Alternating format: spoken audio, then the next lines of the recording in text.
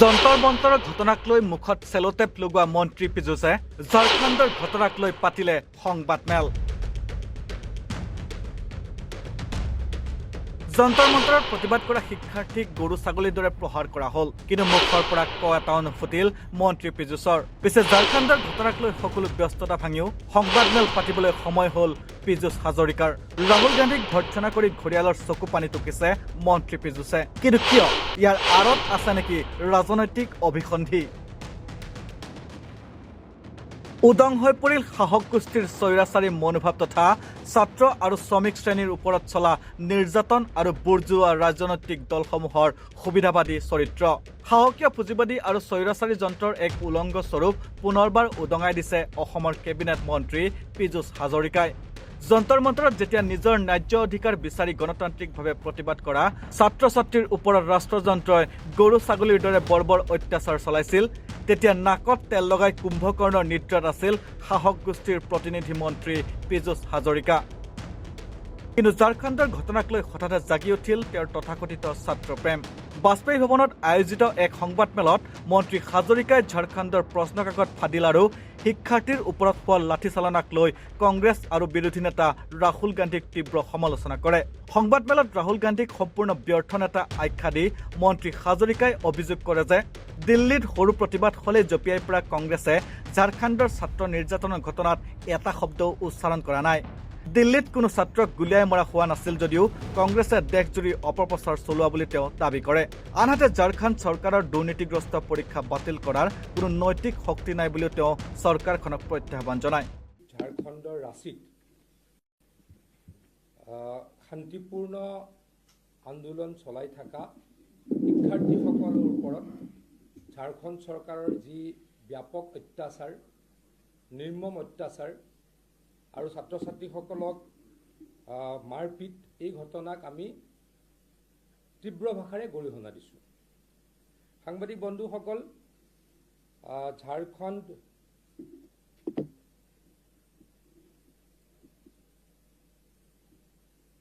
JPSC আৰু JSSC এই দুটা পৰীক্ষাৰ সন্মানীয় সাংবাদিক বন্ধুসকল, ঝাৰখণ্ডত পেপাৰ লিক হৈছিলে আৰু ছাত্ৰ ছাত্ৰীসকলে এই পেপাৰ লিক হোৱা পৰীক্ষা বাতিল কৰিবলৈ আন্দোলন কৰিছিলে আৰু ইয়াৰ CBI তদন্তৰ কাৰণে যোৱা 25 জুলাইৰ পৰা ছাত্ৰ ছাত্ৰীসকলে ৰাঁচীত শান্তিপূৰ্ণভাৱে ধৰ্মঘট পালন কৰি আহিছে।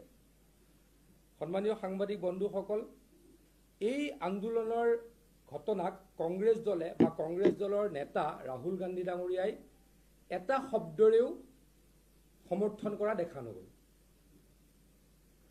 আপোনালোক সকলোৱে জানে, দেশৰ সকলো ব্যক্তিয়ে জানে যে যেতিয়া দিল্লীত যন্তৰ মন্তৰত নীট পৰীক্ষাৰ সংশোধনীৰ কাৰণে ছাত্ৰ ছাত্ৰী আন্দোলন কৰিছিল, তেতিয়া ৰাহুল গান্ধী ডাঙৰীয়াই তাত গৈ নিজে জঁপিয়াই পৰিছিল।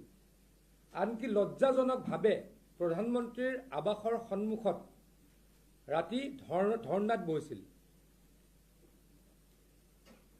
ৰাহুল গান্ধী ডাঙৰীয়াই বা কংগ্ৰেছ দলে নীট পৰীক্ষাৰ ব্যাপক সলনি হোৱাটো বিচাৰিছিল আৰু গণতান্ত্ৰিক পৰম্পৰাক সন্মান জনাই ভাৰত চৰকাৰে বা নৰেন্দ্ৰ মোদী ডাঙৰীয়াৰ চৰকাৰে নীট পৰীক্ষাৰ ব্যাপক ৰদল বদল কৰিবলৈ সংসদলৈকে বিল আনিছিল।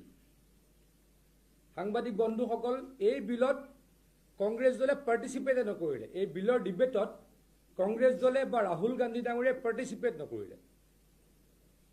যেতিয়া বিলখন আহিলে তেতিয়া হুলস্থুল কৰি থাকিলে আৰু বিলখনৰ বিষয়ে ডিছকাশ্যন নকৰিলে। মানে কেইদিনমানৰ আগত কৈ আছিলে নীটৰ ওপৰত ডিছকাশ্যন লাগে।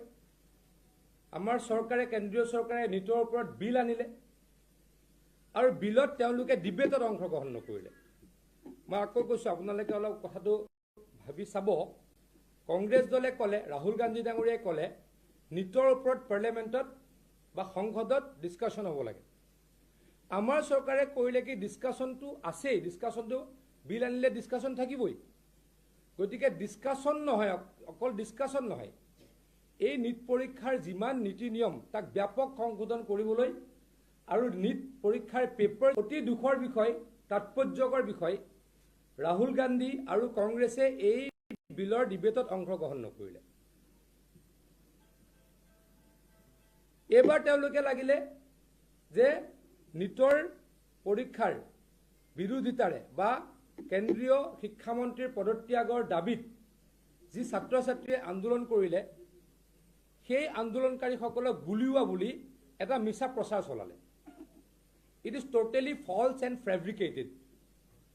কোনো পধ্যে যন্তৰ মন্তৰত প্ৰতিবাদত অংশগ্ৰহণ কৰা ছাত্ৰ ছাত্ৰীক গুলিওৱা হোৱা নাই। ভাৰত চৰকাৰ এই ক্ষেত্ৰত অতি স্পষ্ট। আৰু যেতিয়া ঝাৰখণ্ডৰ ওপৰত তেওঁক সোধে, তাৰ ওপৰত তেওঁ মাতবোল নিদিয়ে। ৰাহুল গান্ধী ডাঙৰীয়া, আপুনি যন্তৰ মন্তৰলৈ গ'ল, আপুনি প্ৰধানমন্ত্ৰী ডাঙৰীয়াৰ আৱাসত গৈ চিকিউৰিটি ব্ৰিজ কৰি নাটক কৰিলে। আপোনাৰ য'ত চৰকাৰ আছে ঝাৰখণ্ডলৈ আপুনি কিয় নগ'ল? ঝাৰখণ্ডত এই এক্সাম বাতিল হ'ব লাগে বুলি, এই এক্সাম কেইটা বাতিল হ'ব লাগে বুলি, পৰীক্ষা কেইটা বাতিল হ'ব লাগে বুলি তেওঁ এবাৰ কিয় নক'লে? তাৰ পাছত যোৱাকালি যেতিয়া বৰ্বৰোচিত ঘটনা হ'ল, ছাত্ৰ ছাত্ৰীৰ ওপৰত পুলিচে লাঠিচাৰ্জ কৰিলে, আনকি কাঁইটীয়া তাঁৰ লগাই দিছে। কাঁইটীয়া তাঁৰ লগাই দিছে। ভাৰত পাকিস্তান বাংলাদেশ বৰ্ডাৰত আমি কাঁইটীয়া তাঁৰ লগাওঁ। ৰাঁচীত কি কৰিছে? ছাত্ৰ ছাত্ৰীক ৰাখিবলৈ, আন্দোলনৰ পৰা আঁতৰাই ৰাখিবলৈ বেৰিকেডত কাঁইটীয়া তাঁৰ লগাই দিছে। 6 লেন বেৰিকেড লগাই দিছে। কিমান বৰ্বৰোচিত ঘটনা! লাঠিচাৰ্জ কৰিছে, পানী মাৰিছে, কন্দুৱা গেছ দিছে, মুঠৰ ওপৰত অত্যাচাৰ। কিন্তু মই কি প্ৰশ্ন কৰিব খুজিছোঁ, ভাৰতীয় জনতা পাৰ্টীৰ ফালৰ পৰা আমি প্ৰশ্ন কৰিব খুজিছোঁ, ৰাহুল গান্ধী ডাঙৰীয়া, আপুনি কালি কি টুইট কৰিলে? তেখেতে চিম্পুল এটা টুইট কৰিলে। কি কৰিলে? যে the use of force against student protesting in Jharkhand is wrong. তাৰ ওপৰত একো কৰা নাই, ডিমাণ্ড কৰা নাই, ৰং বুলি কৈ থৈছে। কিন্তু ঝাৰখণ্ড চৰকাৰৰ শিক্ষামন্ত্ৰীৰ পদত্যাগ দাবী কৰা নাই, বা ঝাৰখণ্ড চৰকাৰৰ এই পৰীক্ষা পাতা অনুষ্ঠান কেতিয়াবা ঝাৰখণ্ড চৰকাৰ বেয়া বুলি তেওঁ ক'বলৈ সাহস কৰা নাই।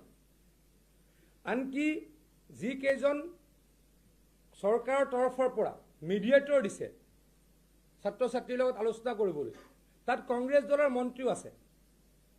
কংগ্ৰেছ দলৰ মন্ত্ৰীগৰাকীক ৰাহুল গান্ধী ডাঙৰীয়াই কিয় কোৱা নাই যে তুমি পদত্যাগ কৰা? ৰাহুল গান্ধী ডাঙৰীয়াৰ এই যি মিছা অপপ্ৰচাৰ, এই দুষ্ট কৌশল, আভুৱা বুঢ়া কৌশল আৰু মানুহক গুমৰাহ কৰা কৌশল, এইবিলাকক ভাৰতৰ জনসাধাৰণে কেতিয়াও প্ৰশ্ৰয় দিয়া নাই। ইয়াৰ পিছতেই এতিয়া প্ৰশ্ন উত্থাপন হৈছে যে যিখন চৰকাৰে নিট কেলেংকাৰীৰে লাখ লাখ ছাত্ৰ ছাত্ৰীৰ ভৱিষ্যত অন্ধকাৰলৈ ঠেলি দি শিক্ষা ব্যৱস্থাক কৰ্পোৰেটৰ হাতত গতাই দিছে, যিখন চৰকাৰৰ আৰক্ষীয়ে দিল্লীত প্ৰতিবাদকাৰী শিক্ষাৰ্থীক ফেচিবাদী নীতিৰে দমন কৰিছিল, সেইখন চৰকাৰৰ মন্ত্ৰীয়ে আনৰ নৈতিক শক্তিৰ ওপৰত প্ৰশ্ন তোলাটো কিমান দূৰ যুক্তিগত? যন্তৰ মন্তৰক লৈ নিমাত হৈ থকা মন্ত্ৰী পীযুষ হাজৰিকা কিয় ঝাৰখণ্ডৰ ঘটনাক লৈ ইমান তৎপৰ হৈ পৰিছে? ইয়াৰ আঁৰত কেৱল ক্ষমতা দখল আৰু বিৰোধী শাসিত ৰাজ্য এখনক টাৰ্গেট কৰা ৰাজনৈতিক অভিসন্ধি লুকাই আছে নেকি? একাংশই এতিয়া প্ৰশ্ন কৰিছে যে যিগৰাকী মন্ত্ৰী পীযুষ হাজৰিকাই এসময়ত হিমন্ত বিশ্ব শৰ্মাৰ নেগুৰত ধৰি কংগ্ৰেছৰ পৰা বিজেপিলৈ আহি এতিয়া মন্ত্ৰিত্ব লাভ কৰিছে, সেইগৰাকী মন্ত্ৰীয়ে আকৌ ৰাহুল গান্ধীক কটাক্ষ কৰিবলৈ কিমান দূৰ যোগ্য? আনহাতে ঝাৰখণ্ডত JPSC আৰু JSSC পৰীক্ষাত হোৱা ব্যাপক অনিয়ম আৰু দুৰ্নীতিৰ বিৰুদ্ধে ৰাজ্যখনৰ সাধাৰণ ছাত্ৰ সমাজে যি একত্ৰিত আৰু গণতান্ত্ৰিক সংগ্ৰামৰ সূচনা কৰিছিল, সেয়া আছিল শোষিত আৰু প্ৰতাৰিত নিবনুৱা যুৱক যুৱতীসকলৰ ন্যায্য অধিকাৰ সাব্যস্ত কৰাৰ এক বলিষ্ঠ পদক্ষেপ। প্ৰথম অৱস্থাত এই আন্দোলন আছিল সম্পূৰ্ণ শান্তিপূৰ্ণ আৰু গণতান্ত্ৰিক। ছাত্ৰ সমাজে নিজৰ দাবীসমূহ চৰকাৰৰ ওচৰত যুক্তিসংগতভাৱে দাঙি ধৰিছিল আৰু আনকি সমস্যা সমাধানৰ স্বাৰ্থত চৰকাৰৰ সৈতে আলোচনাতো মিলিত হৈছিল। এই শান্তিপূৰ্ণ প্ৰতিবাদে প্ৰমাণ কৰিছিল যে সাধাৰণ ছাত্ৰ ছাত্ৰীয়ে এক সুস্থ আৰু ন্যায়সংগত সমাধান বিচাৰে।